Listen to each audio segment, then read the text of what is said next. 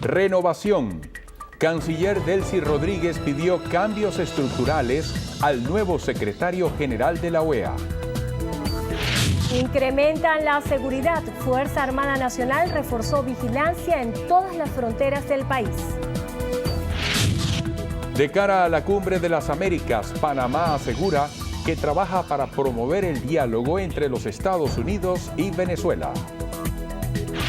Fuera de control, colectivo cae a Río Guárico dejando un fallecido y 3 heridos. Incertidumbre. En Andorra surgen versiones sobre la posible intervención de otras entidades bancarias. Reclamos. Lufthansa cancela 84 vuelos de largo recorrido por conflicto de pilotos. Crece la indignación a 25. Ascendió el número de fallecidos por atentado terrorista en Túnez. Entre los 8 mejores, Barcelona y Juventus clasificaron a los cuartos de final. Show sin precedentes. Ricardo Arjona promete gran despliegue tecnológico para gira por Venezuela.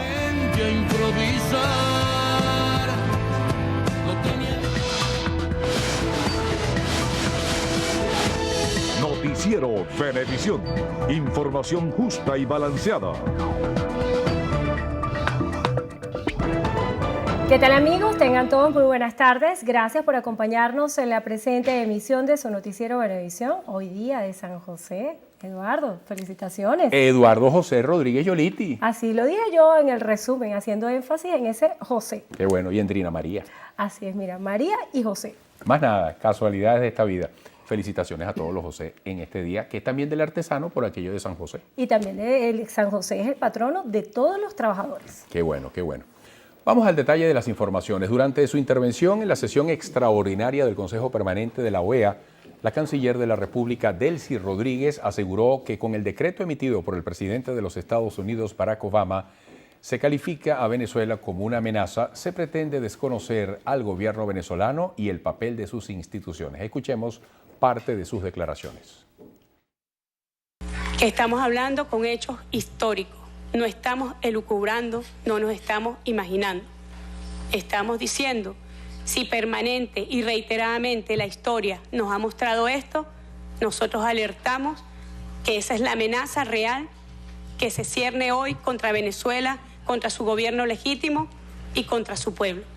No se trata de 7 funcionarios, lo dice este decreto ejecutivo. Es muy amplia la potestad para que el Departamento del Tesoro y para que el Departamento de Estado de la Administración de los Estados Unidos imponga sanciones a no importa quién y a no importa cuál organización. Y entonces nosotros alertamos asimismo que intereses hegemónicos pretenden apoderarse de la mayor reserva de petróleo del mundo, que como ustedes bien saben, está en las fronteras de nuestro territorio nacional. Llama poderosamente además la atención, y vuelvo a recurrir a la historia, que se nos considere una amenaza a una potencia económica, financiera, militar, cuando coincidencialmente además recientemente el presidente Barack Hussein Obama señaló que este país tiene el ejército más poderoso del mundo y que le torcerían el brazo a aquellos que no se encaucen en sus deseos, en sus designios y en sus pretensiones. Nosotros alertamos que se pretende, y óiganlo bien, se pretende, y este decreto así lo permite, poner manos sobre nuestros recursos naturales estratégicos, sobre nuestra principal empresa petrolera, como lo es Petróleos de Venezuela. Y esa alerta la hacemos basado en hechos históricos y basado en este instrumento jurídico del cual aprovecho la oportunidad para desconocer su legalidad internacional, para desconocer su constitucionalidad a la vista del régimen constitucional y jurídico de Venezuela, pero además también incluso es tan extraordinariamente injusto, extraordinariamente bárbaro desde el punto de vista de instrumentos jurídicos, que puede llegar incluso a ser violatorio de los derechos fundamentales de ciudadanos y ciudadanas estadounidenses. ¿Cómo considerar a Venezuela una amenaza? ¿Cómo Venezuela puede amenazar a una potencia? Cuando todos los que están aquí sentados saben que la diplomacia bolivariana de paz, cuando llega a un país, es para llevar unión, es para llevar amistad, es para llevar cooperación, es para llevar complementariedad. Nuestra historia, además, señala que hace 200 años salieron nuestros libertadores a recorrer los rincones de este continente para liberarlas de yugos imperiales y opresores. Nuestra historia nunca ha dicho que nuestro ejército salió de nuestra frontera para conquistar territorio o para anexarnos territorio. Salimos a liberar. Esa es nuestra historia y nuestro presente está fundada en esa diplomacia de paz. Y por eso hemos contado con el respaldo de nuestros novedosos mecanismos de unión, de cooperación, como la UNASUR, la CELAC, y más allá de nuestra región, con el movimiento Los No Alineados, por todas las partes del mundo, los pueblos, porque también existe la diplomacia de los pueblos, se han expresado y han rechazado la aplicación de este decreto que impone sanciones unilaterales, violatorias de los elementales principios y derechos inalienables de nuestro pueblo a la autodeterminación, del principio elemental de igualdad soberana de los estados, del principio fundamental de independencia y que violenta nuestra sagrada soberanía. Y como le juramos a nuestro libertador, y este recinto lleva su nombre, en su nombre le decimos que el pueblo de Venezuela no va a permitir que se violente ni su soberanía política, ni su soberanía económica, ni su soberanía cultural, ni ningún tipo de soberanía, porque hemos jurado nuestra Constitución y hemos jurado a nuestros libertadores. Una persona murió esta mañana en un accidente de tránsito entre los estados Aragua y Guárico. A esta hora vamos a hacer un contacto con nuestro compañero Eliezer Hernández, quien nos ofrece los detalles. Buenas tardes, Eliezer.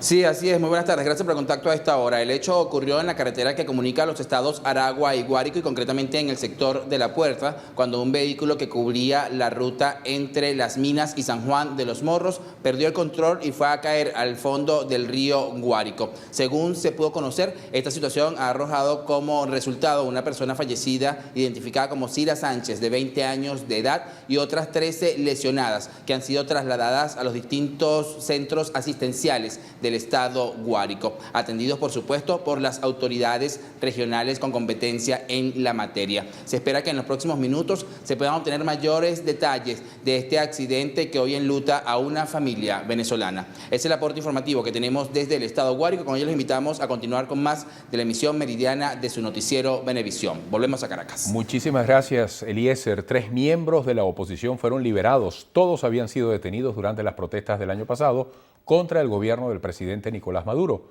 Julber Pulido, Juan Esqueda y Miguel Ángel Nieto recibieron de las autoridades la medida de libertad condicional. Pulido y Esqueda habían sido detenidos por su presunta participación en manifestaciones en la ciudad de Valencia. Nieto, arrestado en mayo en Caracas, estaba acusado de tráfico de armas y droga. Fue excarcelado el pasado lunes. El ministro de la Defensa, general en jefe Vladimir Padrino López, informó que las fronteras venezolanas han sido reforzadas. Randolfo Blanco con la información. El ministro de la Defensa informó que desde el pasado lunes se giró instrucciones a todos los comandos de la Fuerza Armada para incrementar aún más la vigilancia en todas las fronteras, trabajo que ya venían haciendo con el operativo de lucha contra el contrabando. Para reforzar la vigilancia en todas las líneas fronterizas occidental, sur y oriental.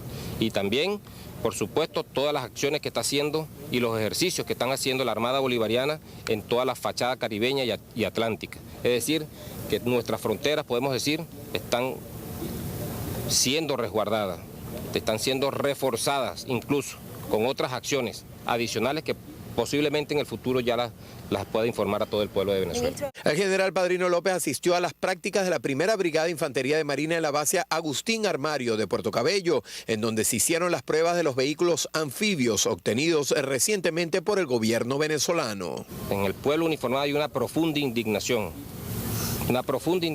por esta acción, esta orden ejecutiva que ha decretado el gobierno de los Estados Unidos. Padrino López informó también sobre la realización del gobierno de eficiencia militar en la calle, actividad que benefició a más de 6.000 personas de la zona costera del estado, con una inversión de más de 20 millones de bolívares en productos. En Carabobo, Randolfo Blanco, Noticiero Venevisión. Gracias, Randolfo. En Túnez, a 25 ascendió el número de víctimas tras el atentado terrorista ocurrido en el Museo del Bardo, mientras que 9 personas fueron detenidas por estar presuntamente vinculadas al hecho. El jefe del gobierno tunecino indicó que 4 personas detenidas guardan relación directa con la operación y otros 5 son sospechosos de estar vinculados con la célula terrorista. Uno de los atacantes muertos era conocido por las fuerzas de seguridad. La policía aún busca a 2 o 3 cómplices que podrían haber huido. Entre las víctimas del ataque se encontraban la esposa y el hijo de un general colombiano y un matrimonio español de edad avanzada. La Conferencia Episcopal de Argentina pidió que se continúen las investigaciones para esclarecer la muerte del fiscal Alberto Nisman. En una rueda de prensa donde Monseñor Jorge Lozano compartió con los obispos más importantes de ese país, indicó que la muerte de Nisman representa un hecho muy duro y expresó la necesidad de que exista un poder judicial independiente del poder político. Esta es la primera referencia directa de la cúpula de la Iglesia a la investigación judicial del caso Nisman. Monseñor Lozano también se refirió a la relevancia de todos los actos electorales de este 2015 a nivel nacional, local y legislativo. El segundo día de la huelga de pilotos de la aerolínea alemana Lufthansa provocó la cancelación de un total de 84 vuelos de largo recorrido previstos para hoy, afectando a un total de 18.000 pasajeros. El sindicato de pilotos exige mantener una serie de condiciones laborales, entre ellas el actual sistema de prejubilación. El sindicato de pilotos considera que sus exigencias no han sido cumplidas y reclaman que futuros pilotos también puedan beneficiarse de prejubilaciones financiadas por la empresa.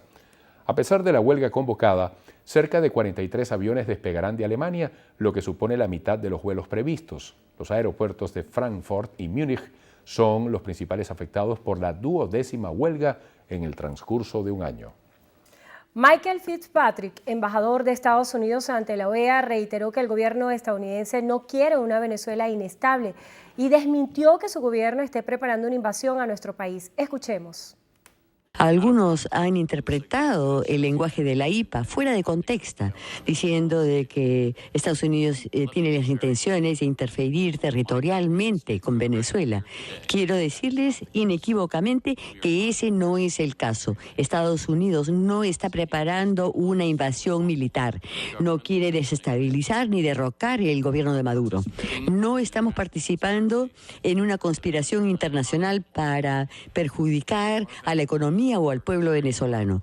Somos el socio comercial más grande de Venezuela. Simplemente queremos evitar que venezolanos individuales que nosotros consideramos que han violado los derechos humanos de otros venezolanos de venir a Estados Unidos o de invertir su dinero en su sistema financiero. Amigos, nuestra primera pausa. Al regreso tenemos más información para ustedes. Quédense con nosotros. Cualquier persona que pueda ofrecer información para capturar a Johnny Bolívar, presunto culpable del asesinato de nuestra compañera de labores Adriana Urquiola, puede hacerlo notificando a las autoridades a través del 0800 6CPC 24 0800 242 7224 y a través de las direcciones que ve en pantalla.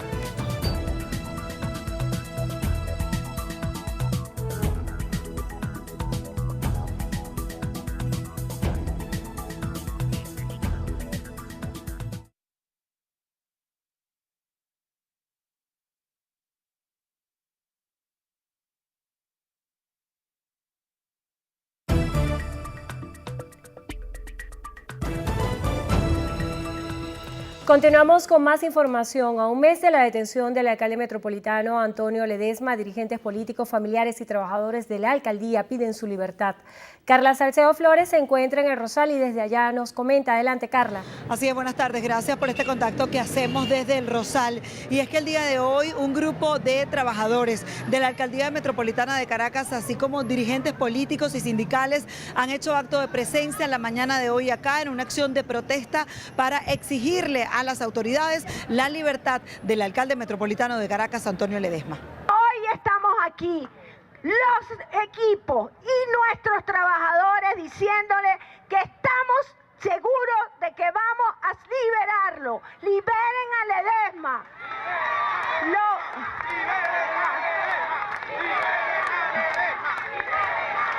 Quiero dejar claro que los proyectos de la alcaldía metropolitana siguen en pie con todos nuestros trabajadores. No hemos dejado de estar en todas las comunidades y mientras más días tengan a Ledesma detrás de la reja, más van a ser las voces que se van a elevar por los programas, por los proyectos, por nuestra competencia, por la libertad. Este 19 de marzo se cumple un mes de la privativa de libertad que pesa sobre el alcalde metropolitano Antonio Ledesma. Por ello, sus familiares y también los trabajadores de esta alcaldía piden a las autoridades que se lleve a cabo un juicio justo. Es la información que tenemos desde acá. Con esto les invitamos a que continúen con más de la emisión meridiana de su noticiero Venevisión. Muchísimas gracias, Carla. El ministro de Industria, José David Cabello, informó que este miércoles fue puesta en marcha nueva planta del Complejo Siderúrgico Nacional ubicado en Guacara, Estado Carabobo, con el objetivo de fortalecer el sector construcción.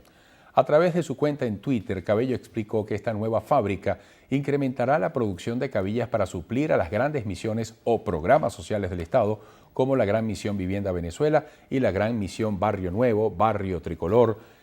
Además, Cabello aseguró que con estas acciones el presidente de la República, Nicolás Maduro, sigue fortaleciendo la construcción a través del impulso de todas las plantas que producen para el sector. Carniceros de la isla de Margarita protestaron a las afueras de la gobernación para exigir al Ejecutivo Regional que cesen las multas aplicadas por la SUNDE. Gustavo Santiago, vocero del grupo de carniceros, afirmó que los distribuidores del rubro de Margarita están dispuestos a suspender nuevos pedidos porque no generan suficientes ganancias para reabastecerse y estar solventes con sus costos operativos. Señalan que vender la carne a precio regulado representa pérdidas entre 35 y 40%. La primera temporada del Festival Internacional de Teatro se realizará del 27 de marzo al 5 de abril, así lo informó Carmen Ramia, presidenta de la Fundación. En compañía de Héctor Manrique y Eva Ivangi, Ramia precisó que pese a las dificultades para realizar el evento, la cartelera cultural de Caracas será protagonizada por las mejores actuaciones del extranjero y que el escenario del festival será en esta oportunidad el Teatro Trasnocho, donde desfilarán las mejores muestras de arte de México, Argentina y Alemania. Esta es una demostración que nosotros seguimos creyendo en este país, que vale la pena trabajar por este país.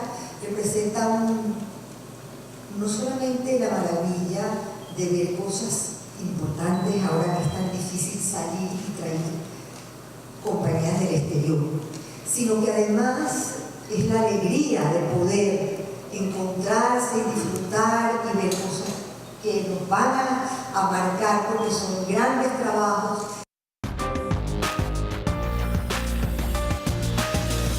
Con violencia no hay paraíso. Rompe el silencio. En nuestra campaña de Noticiero Venevisión Con Violencia No Hay Paraíso hemos insistido mucho en que denunciar cualquier tipo de violencia de género es vital. Lamentablemente, la historia que estamos por contarles terminó con la muerte de una joven de apenas 19 años, con toda una vida por delante. Stephanie Torres no pensó importante denunciar los golpes que ese novio de apenas 5 meses de relación le propinaba. Si lo hubiese contado a alguien o hubiese denunciado, quizás hoy estaría viva. Stephanie Cristel Torres Izquierdo era estudiante de segundo semestre de Comunicación Social en la Universidad José María Vargas, aquí en Caracas. Tenía una niña de 4 años y vivía sola en una casita en el sector La Fátima, El Estanque, en Coche. Tenía poco tiempo con un novio que para la familia era desconocido porque no lo había presentado. Quizás por miedo a que se descubriera que él era violento con ella desde el principio de la relación. muy celoso, posesivo y controlador. Nosotros nos enterábamos era porque la gente nos comentaba, porque ella a nosotros eso lo mantuvo oculto. Nos enteramos una vez porque le vimos la cara morada y eso. Aunque nunca lo habló con sus seres queridos, ellos le aconsejaron, pensando aún que la situación sería inofensiva. Que se dejara de eso, que se buscara otra pareja, que ella estaba estudiando, que buscara otro grupo de amistades, otro grupo de familia. Finalmente, Stephanie decidió terminar la relación, pero su pareja se negó. Lo que siguió a esta decisión fueron discusiones y amenazas, hasta que un día el sujeto forzó la puerta de la vivienda de Stephanie y luego de un acalorado altercado le disparó en la cabeza y acabó con su vida. Venezuela se encuentra entre los 15 países en el mundo con más asesinatos de mujeres a manos de sus parejas o exparejas. En nuestra legislación, desde el año 2014, está tipificado el feminicidio y es necesario que todas nosotras venezolanas conozcamos las leyes que nos protegen en este sentido. Es sumamente importante revisar qué significa esto del feminicidio. Ya no se puede seguir hablando se habla de crímenes pasionales. Es una manera como de que la pasión justifica que te maten. No, hay que hablar, esos son delitos. La legislación venezolana califica de delito la muerte de una mujer en manos de un hombre solamente porque ella es mujer. Este caso en particular nos demuestra que denunciar a tiempo es cuestión de vida o muerte. Desde Noticiero Venevisión te decimos, rompe el silencio. Con violencia no hay paraíso.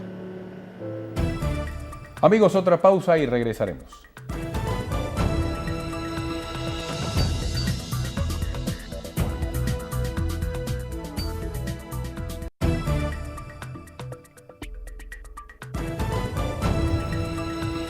La defensa del exalcalde de San Cristóbal, Daniel Ceballos, pide sea liberado al cumplirse un año de su encarcelamiento. Maoli Aldana se encuentra en el Palacio de Justicia y nos cuenta más. Así es, muy buenas tardes. Hoy se cumple un año de la detención de Daniel Ceballos y hoy también se cumple un año de la sentencia que le fue impuesta por el TCJ que le obligaba a impedir barricadas durante las protestas que se desarrollaron en febrero de 2014 en San Cristóbal, estado Táchira. La defensa exige su excarcelación. Hoy día, 19 de marzo, también se cumple un año de la sanción que impusiera el Tribunal Supremo de Justicia. Como ustedes recordarán, el Tribunal Supremo de Justicia llevó a Daniel Ceballos a una audiencia inédita por un supuesto desacato de una sentencia que nunca le notificó. Para hoy está prevista la sesión número 14 del juicio que se le sigue a Daniel Ceballos en el Tribunal 15 de Control por los delitos de agavillamiento y rebelión civil. Dirigentes de Voluntad Popular acudieron a manifestarle su respaldo. Se conoció que ya Daniel Ceballos se encuentra acá en el Palacio de Justicia. Es la información que tenemos a esta hora. Por lo pronto continúen con más de la emisión meridiana de su noticiero Venevisión. Gracias, Maoli. En Andorra, la policía investiga la difusión de rumores sobre nuevas intervenciones a entidades bancarias después de que el Instituto Nacional de Finanzas del país dictara una medida en contra de la banca privada de Andorra. Los rumores han puesto en guardia a la banca local y al gobierno andorrano por los efectos en el sistema financiero. Se especula sobre una eventual investigación por parte del Departamento de Tesoro de Estados Unidos al mayor banco de Andorra, Ant Bank, mientras que la institución insiste en que se trata de acusaciones difamatorias. El gobierno teme que se trate de una campaña para hundir la economía del país. Las autoridades de Adén, en el sur de Yemen, anunciaron el cierre del aeropuerto internacional por enfrentamientos entre los partidarios y detractores del presidente del país, Abdurrabu Mansur al-Hadi, en el que al menos 5 personas murieron y 13 resultaron heridas. Fuentes de seguridad del aeropuerto informaron que un grupo armado irrumpió en el lugar, lo que desencadenó un tiroteo con los empleados de las instalaciones. Según testigos, los combates habían iniciado la noche anterior y se extendieron hasta la mañana, lo que obligó a las autoridades a cerrar el terminal aéreo.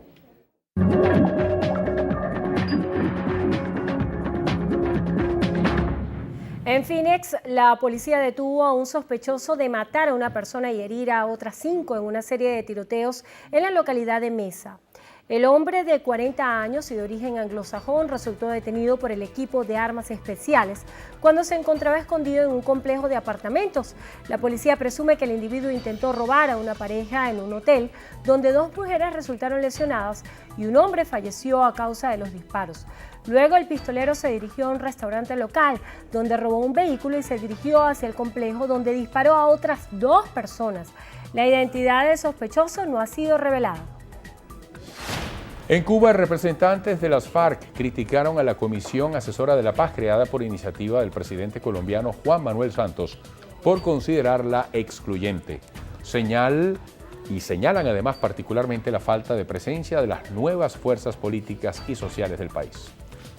Líderes separatistas en el este de Ucrania amenazaron con abandonar el alto al fuego para garantizar sus derechos de acuerdo a las reglas de la región.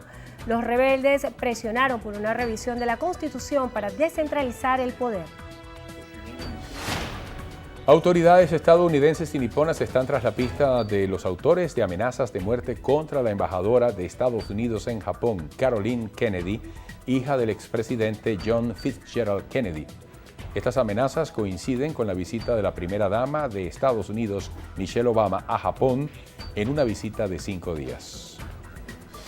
Esta mañana el grupo terrorista Estado Islámico reivindicó la autoría del atentado en Túnez, donde murieron 25 personas en una grabación distribuida a través de internet, en la que advierten que se trata de la primera gota de lluvia. Bueno amigos, hasta aquí nuestra emisión meridiana de su noticiero Venevisión.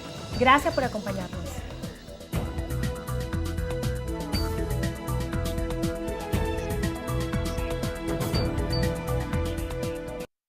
Entrevista Venevisión, líder en opinión, por tu canal independiente Venevisión.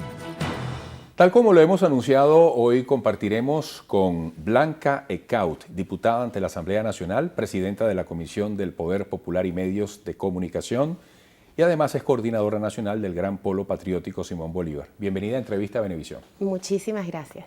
Vamos a comenzar por un tema que mantiene a la expectativa al país y es este conflicto entre el gobierno de los Estados Unidos y Venezuela.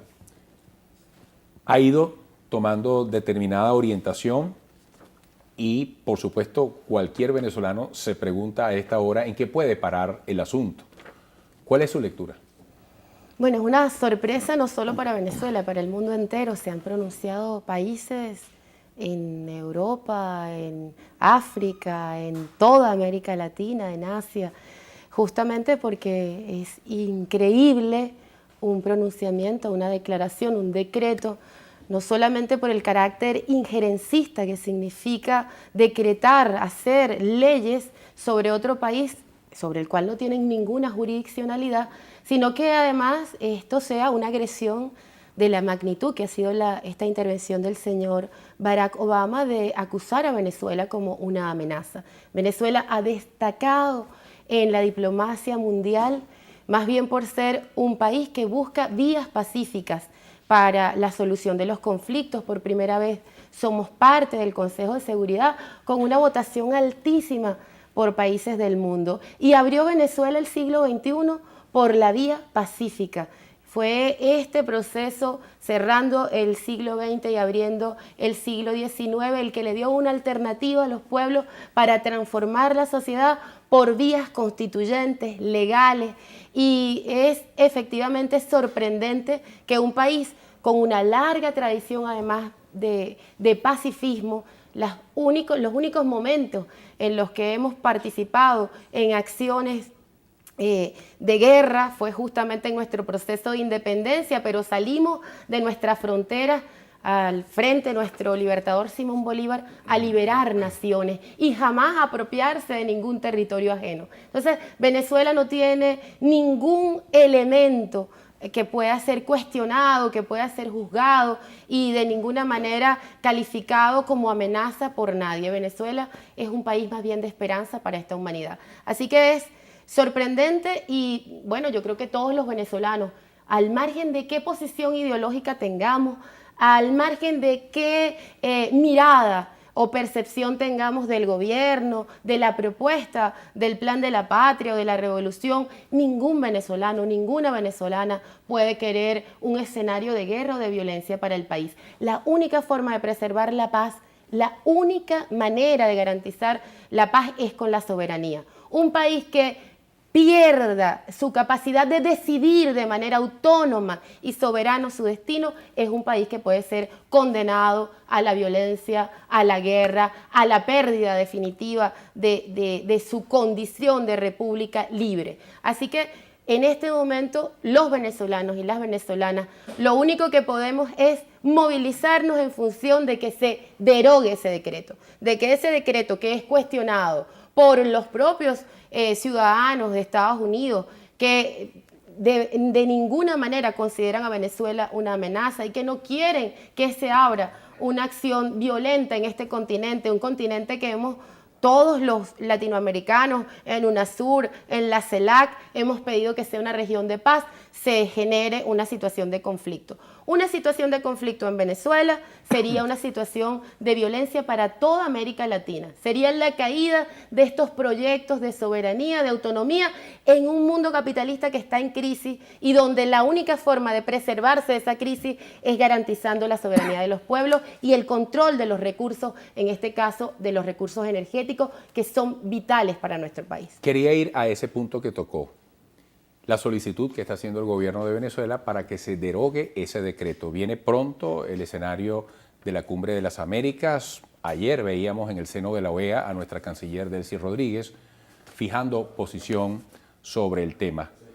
¿Cuáles pudieran ser las expectativas más optimistas en cuanto a la resolución de este conflicto? Usted lo acaba de decir, la aspiración es que se derogue el decreto, pero en el fondo de las relaciones entre ambos gobiernos, ¿qué pudiera ocurrir? Porque recordemos que incluso hace poco Nicolás Maduro le solicitaba a Ernesto Samper como secretario general de UNASUR que gestionara toda posibilidad de mejoramiento en la calidad del diálogo con el gobierno de Obama. Nuestra propuesta permanente, siempre constante, será la de la paz, será la del diálogo. No tenemos ninguna otra vía sino esa. Estamos obligados a defender nuestro territorio en caso de una agresión. Pero la diplomacia es nuestra herramienta, es nuestro instrumento. Gracias a Dios y gracias a la sensatez de los pueblos del mundo, esto no es una petición de Venezuela. UNASUR en pleno. Los 12 países que constituyen UNASUR, entre ellos hay países de distintas tendencias y visiones políticas. Todos pidieron la derogatoria del decreto. Así que lo que nosotros estamos haciendo en este petitorio que vamos a comenzar, que ya el presidente inició ayer con su firma, es justamente apoyar esta propuesta de UNASUR de derogatoria de este decreto. La solución está en la unidad latinoamericana, esa es la verdad. La única forma de impedir que un país, lamentablemente, el pueblo estadounidense, que es un pueblo al que respetamos y queremos, que es como todos los pueblos del mundo, un pueblo que merece tener un destino que sea democracia, paz, libertad y justicia. Lamentablemente en Estados Unidos mandan corporaciones, hay una especie de plutocracia que tiene como estrategia la guerra. Por eso han generado focos de violencia en todo el planeta. En África, en Asia, en Europa, con Ucrania, y pretende generar esos focos de violencia en América Latina.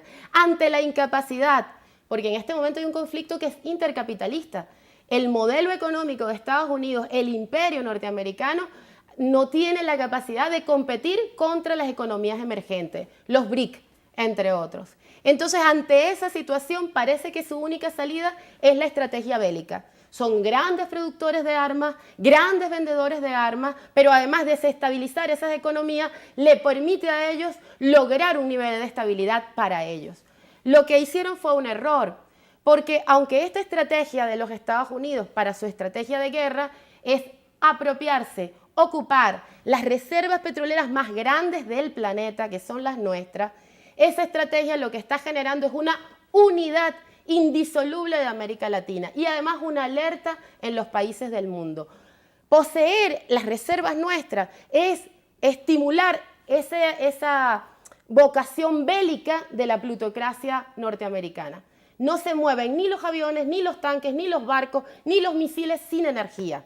Y ellos han agotado sus reservas. El fracking le da más o menos para el 2018, pero es inviable poder sostener su agenda de guerra si no tiene fuentes energéticas seguras, baratas y cercanas. Esa es la estrategia: debilitar Venezuela, crear un conflicto en América Latina y apropiarse de los recursos naturales nuestros. Es una vía que ya no tiene posibilidad de ser en este mundo, porque este mundo ha cambiado. Los Estados Unidos, la única salida que tienen es la de que sus pueblos se vuelvan gobierno, que gane el pueblo norteamericano más democracia, más libertad, para poder vivir en armonía con toda América Latina y con los pueblos del mundo. Diputada, dada su condición como presidenta de la Comisión del Poder Popular y Medios de Comunicación Social, pero sobre todo como coordinadora nacional del Gran Polo Patriótico Simón Bolívar, sobre esta última competencia, ¿cómo avanza este planteamiento de consolidación, de estructuración del Gran Polo Patriótico y el apoyo al gobierno? Bueno, tenemos una unidad extraordinaria, como nunca. Desde el lanzamiento del Gran Polo en el 2011, por parte de nuestro comandante Hugo Chávez, él dijo: los que quieran patria, vengan conmigo, y allí se agruparon movimientos sociales, sectores sociales, partidos políticos, intelectuales, el movimiento de trabajadores. Logramos un escenario de articulación, de coordinación, cuyo objetivo fundamental, en medio de diferencias, contradicciones, en medio de la diversidad de pensamientos, de organizaciones, sin embargo hemos logrado en medio de esa diversidad una unidad en torno a lo que para nosotros es fundamental: la defensa de la patria, la defensa de la soberanía y la defensa de un proyecto que garantice el poder popular, que para nosotros es este socialismo del siglo XXI, que es cristiano, que es feminista, que es indígena, que es afrodescendiente. Hemos logrado en los procesos electorales, desde el del 7 de octubre del 2012, cuando se logró la reelección del comandante Chávez, una alianza perfecta. Fuimos a elecciones de gobernadores el 16 de diciembre del 2012 y ganamos en los 20 estados, de los 23 que estaban en disputa. Lamentablemente, por una tragedia histórica, pues la pérdida física de nuestro comandante Hugo Chávez, tuvimos que ir a otro proceso electoral y esa alianza se mantuvo. En medio de la dificultad, de la tristeza y del dolor, volvimos a obtener una victoria. Inmediatamente tuvimos elecciones el 8 de diciembre del 2013 para alcaldes y logramos la victoria de nuestro presidente constitucional, Nicolás Maduro, y además el 8 de diciembre, meses después, logramos la victoria en el 76% de las alcaldías y en el 85% de los consejos municipales. Pero esta alianza va más allá de lo electoral. Hemos logrado, por ejemplo, en esta coyuntura histórica tan difícil como la amenaza de la plutocracia norteamericana en contra del pueblo venezolano, de un imperialismo que no acepta los cambios que se han dado en la humanidad, hemos logrado una unidad pero férrea, sólida, de compromiso con la revolución bolivariana y de apoyo al presidente Nicolás Maduro. Y en este momento, acompañando lo que fue el pronunciamiento de UNASUR, la derogatoria del decreto, entonces convocamos no solamente a los venezolanos y a las venezolanas que comulgan con nuestras ideas, sino a todos los que queremos paz, a todos los que queremos soberanía y que sabemos que nosotros podemos dirimir nuestras diferencias sin que intervenga un extraño cuyos intereses no están en este país, sino saquear este país. Así que esta unidad del Gran Polo Patriótico, los movimientos sociales, afrodescendientes, mujeres, indígenas, sexodiversidad, ambientalistas, trabajadores, campesinos, un pueblo completo, los de la ciencia y tecnología, los empresarios patriotas, hemos logrado armar una propuesta basada en el respeto, en la aceptación de las diferencias, pero en la sólida convicción de que para poder lograr nuestros objetivos lo tenemos que hacer en una patria democrática, libre y soberana. Usted ha identificado como una férrea unidad la comprensión, la constitución del Gran Polo Patriótico Simón Bolívar. ¿Cabe allí la disidencia, la discusión interna, incluso un aporte de crítica hacia el gobierno? Es permanente. Si algo tienen tanto los movimientos como los partidos es una posición crítica y autocrítica. La diversidad, le decía, es el elemento fundamental de nuestra unidad. Aceptamos, no es que las toleramos, aceptamos nuestras diferencias y con nuestras diferencias buscamos los puntos que tenemos en común mientras sigan el debate en otras cosas, pero los puntos medulares nos garantizan la unidad y el seguir caminando juntos y juntas. Gracias por esta visita, hasta pronto. Gracias a ustedes, muy amable. Ha sido la diputada Blanca Ecaut, presidenta de la Comisión del Poder Popular y Medios de Comunicación de la Asamblea Nacional, coordinadora nacional del Gran Polo Patriótico Simón Bolívar. Gracias por su atención.